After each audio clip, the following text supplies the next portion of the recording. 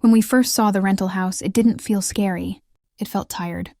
The walls were old, the paint was cracked, and the air inside smelled like dust that had been trapped for years. The rent was low, the neighborhood was quiet, and we didn't have many options. So we took it. The landlord was polite but distant.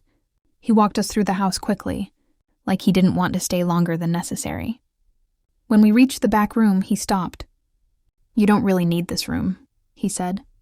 "It stays cold." That was all. No explanation. The first few days were normal. Too normal, the kind of normal that makes you uneasy without knowing why. The house was quiet even during the day. No outside sounds, no birds, no wind through the windows. At night, the silence felt heavier. I started hearing small things. A soft creak in the hallway, the sound of something brushing against the walls. I told myself it was an old house settling. Then the back room door began opening on its own.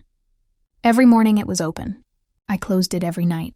Inside that room, the air felt wrong. Cold, thick, and hard to breathe. The smell was stronger there, like metal mixed with something rotten. I never turned on the light. I didn't want to see what might be waiting. One night, I woke up suddenly. I felt watched. I lay still, listening. That's when I heard breathing, slow and uneven. It wasn't coming from outside. It was coming from the hallway. Each breath sounded closer than the last. I pulled the blanket over my head and squeezed my eyes shut. The breathing stopped right outside my door. In the morning, I found scratches on the wall near the back room. Long, deep lines, like someone had dragged their fingers across the paint. I didn't tell anyone. The house started reacting to me. When I turned lights on, they flickered. When I spoke out loud, the house creaked in response. Sometimes I heard my name whispered softly, like someone practicing how to say it. I asked the landlord if anyone had lived there before us. He hesitated. "People don't usually stay long," he said. That night, I locked my bedroom door. Something knocked from the other side. Slow. Patient. I didn't move. Then the handle turned.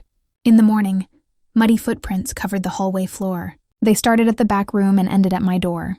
We left that house without packing properly, without saying goodbye. But the strangest part is this. Even now, in other places, I sometimes smell that same metallic air. Sometimes, late at night, I hear breathing that isn't mine. And I know the rental house didn't stay behind. It followed.